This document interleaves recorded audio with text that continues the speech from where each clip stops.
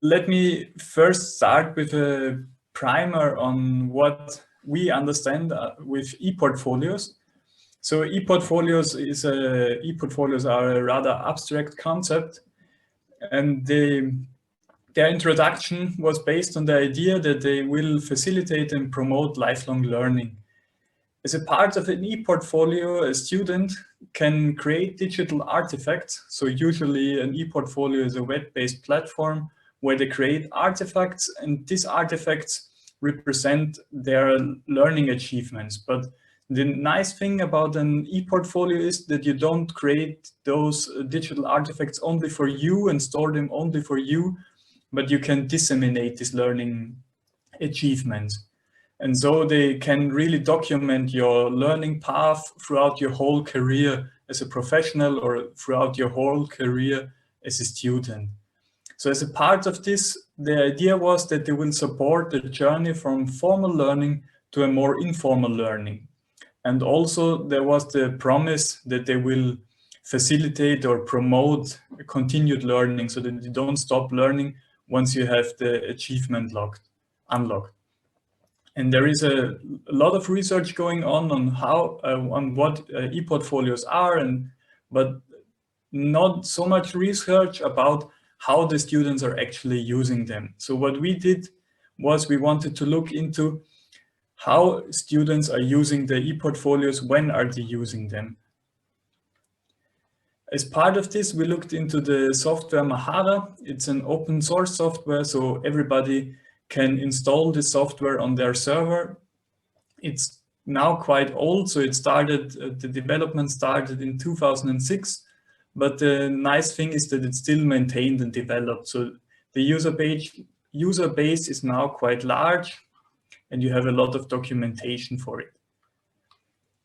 On this slide, I want to show you how it looks. So here you can see a typical landing page of a Mahara installation. You see all the artifacts you have created. You see notifications, what has happened since you last logged in. You see your profile, if you have to do much more, if you have to provide more information for your profile. There is also an app, so you can install the app on your mobile phone and access your portfolio on the go via your phone. The idea of Mahara is that you can create pages and collections, so you can store the information you gather in a collection, and these collections can be put together using individual pages. So you can create a page for a certain topic, but you can also create tags for these topics and so on. The data we used was based from the Mahara AT installation. So the Mahara was installed on a server in Austria.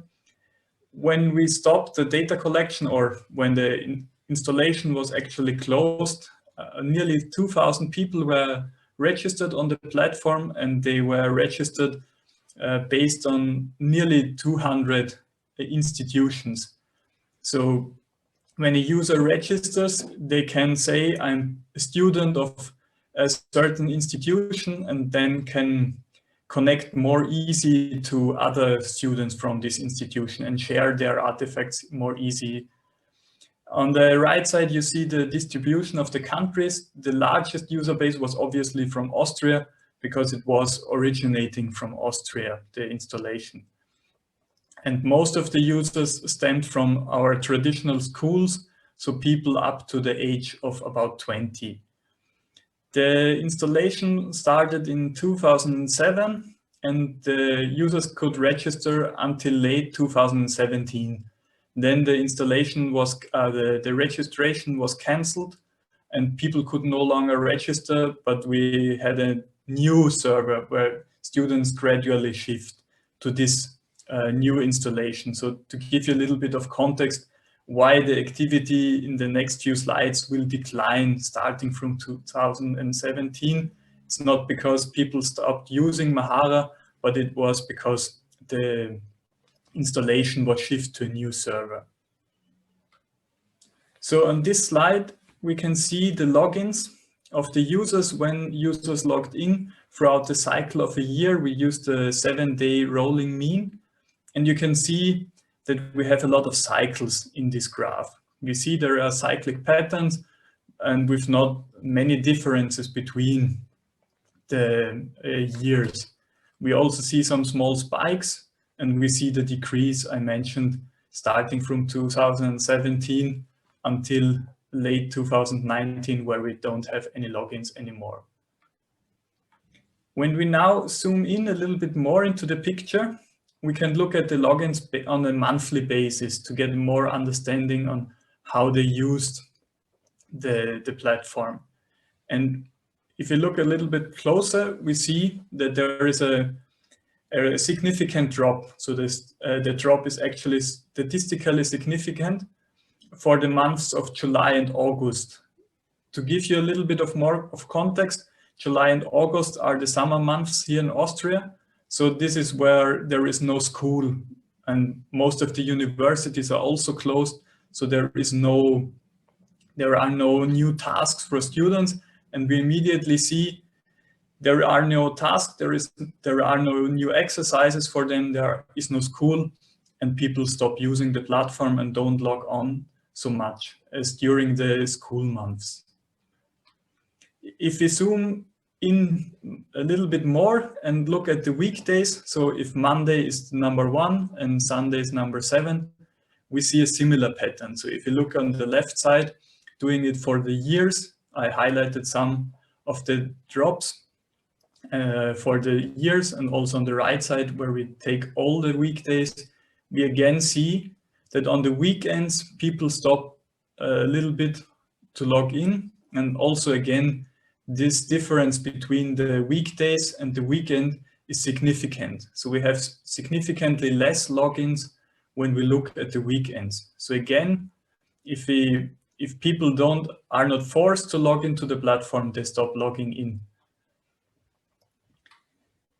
Now, when we want to look for the period for how long people are using the platform. So when they first log in, when they create their user account, and when is the last day they will use the platform with the maximum age of 13 years from 2007 until 2020, where we stopped the data collection.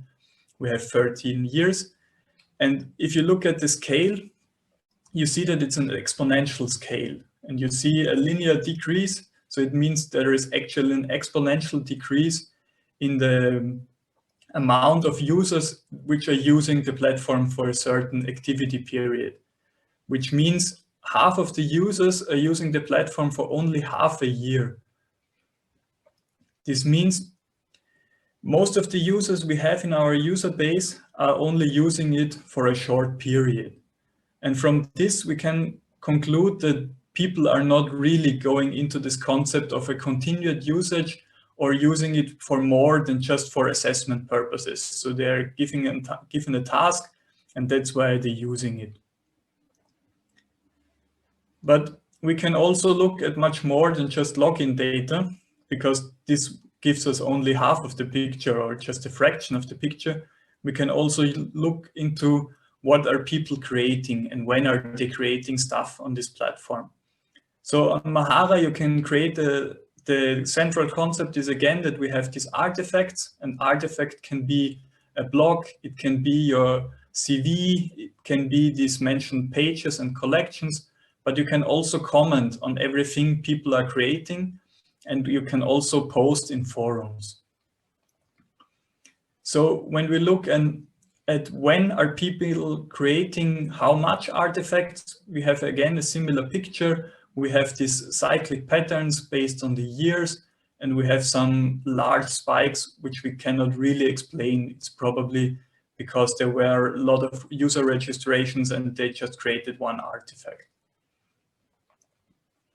So if we again start to zoom in a little bit, we have a very probably confusing picture, but let me draw your attention again to some small details. If we look at January for 1 and December for 12, we again have this picture that during the summer months, the creation of artifacts drops significantly.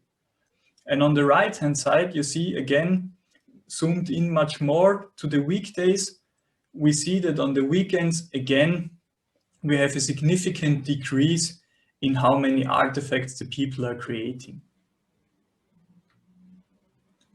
Now, let us analyze this data just a little bit more. We divide our users into the long-term users, which you see in the upper row, and the short-term users, so half of our user base, into to the lower row. And we segment their lifespan into discrete 5% steps and look into when in their lifespan on the platform they are creating the artifacts. And first, let me show you when are they creating a blog. So just the space where they will post their blog post, which is the next column. So most of the blogs for the short-term users are created obviously at the beginning, but then again you see on the right-hand side of this column, just before they're leaving, they're creating a blog. And obviously you see the same for the blog posts. In the lower part, you see that again, just before they're leaving, they're creating a lot of blog posts. And this behavior is different from our long-term users, which start to create blog posts and then gradually stop using this feature and stop posting blog posts.